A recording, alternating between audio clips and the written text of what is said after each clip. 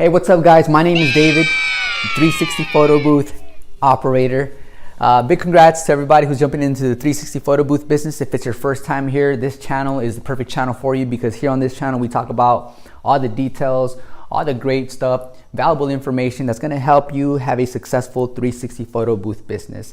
And if you already bought your 360 photo booth business and you are waiting for your 360 photo booth, I know the feeling, you're excited. So I hope this video helps on moving forward and thinking, what stuff should I be upgrading when I start getting events and I start racking up some money, right? So today I'm going to be jumping onto what my setup looks like.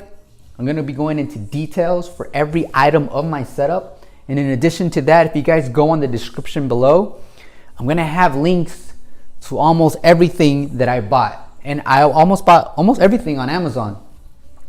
And also, what I want to tell you guys is that I almost managed to make my setup completely wireless, besides the cables that are connected from the iPad to the power bank, and the same thing with my phone that goes on the arm.